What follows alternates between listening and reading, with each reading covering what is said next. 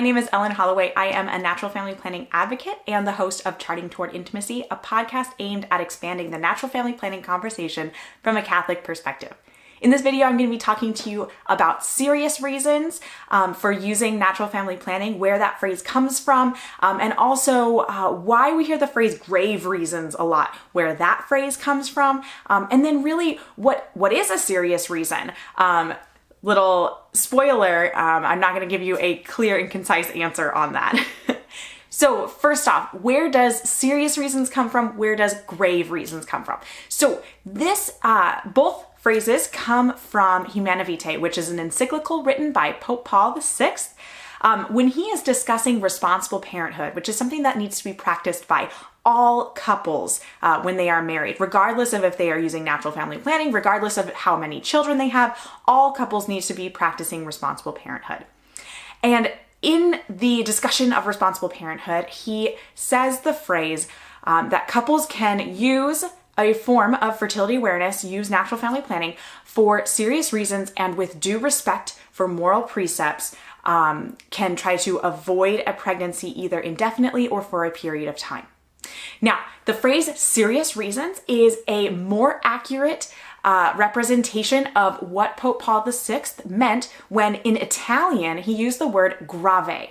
Grave in Italian does come from the exact same Latin root that the English word grave comes from. However, in the Italian language, the word grave really colloquially means serious. It doesn't mean grave. In the English language, those two words, serious and grave, really have different connotations and different denotations. And so when that got mistranslated from Italian to English as grave, because the words are actually spelled exactly the same and they look exactly the same, they're just pronounced differently. When it was mistranslated to grave in the original early translations of that papal document, a lot of English speakers got kind of the wrong idea of what it is that Pope Paul VI was talking about. See, grave in the English language means essentially anything less than death is unacceptable. Grave means to death. And so it's as serious as death. And so that's where some conversations around needing to have grave reasons to avoid a pregnancy often come to, well, unless death is on the line, then you don't have a reason to avoid pregnancy. And I want to stop right here and tell you that that is absolutely incorrect. Please do not accept that. That is a misrepresentation of what Pope Paul VI was trying to express in this document. Now, the word serious, like I said, is a much more adequate translation of the Italian word grave. But again, we still can get some confusion when we hear the word serious reasons. What do we mean by serious reasons to avoid a pregnancy? Well, here's the thing. Pope Paul VI actually gives us a little bit more of a spelling out. He says, with respect for psychological, economical, social conditions, we have to practice responsible parenthood. So when you're wondering, do I have a serious reason to avoid this pregnancy right now? First of all, that's a great question to bring to prayer. But second of all, you can actually look in what our Holy Father said when he first reconfirmed this teaching on natural family planning and the demoralization of contraception. He said we need to look at social factors that are going on in our life. We need to look at economic factors that are happening in our family. And most importantly, I might add, we have to look at psychologically what is happening in our family, in our life, in our own self. Where are you at psychologically? Where is your mind at? And then one more thing that I forgot to mention is physical. He also talks about physical health. We need to take into consideration the physical health of everyone in our family, but maybe particularly you as the woman, the woman who is going to be growing this child and birthing this child and doing a lot of the necessary child rearing in nursing and feeding and things like that.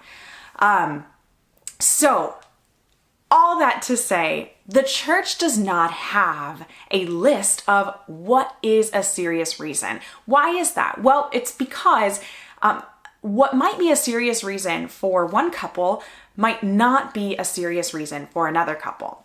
I'm going to give you kind of a silly example to sort of portray what I'm talking about.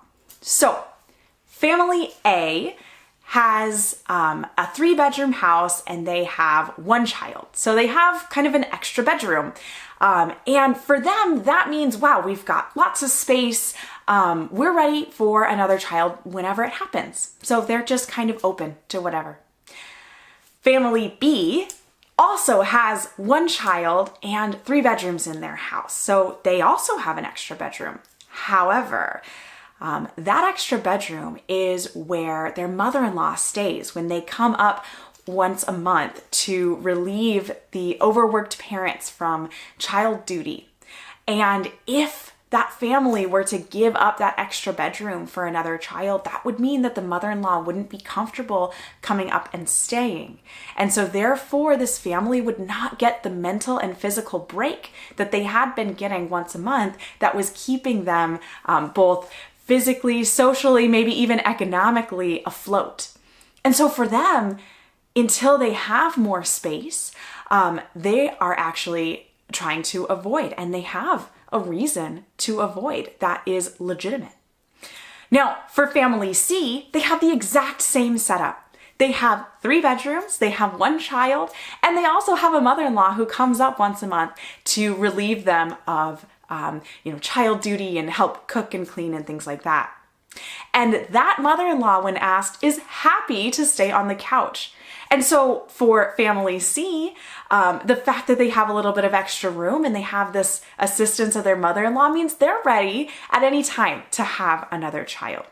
So you can see how the exact same setup, and of course, this is a silly example. There are so many other factors to consider when trying to think about and discern another member of the family. It's much more than just having an extra bedroom. But this silly example does kind of illustrate the differences that different family dynamics have and how the exact same situation can lead to different discernment choices.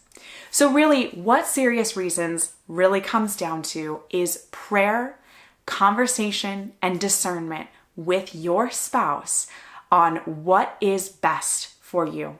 And I want to end on one tiny thing, but it's actually huge. But it's a tiny sentence. God will only give you exactly what you need for your sanctification.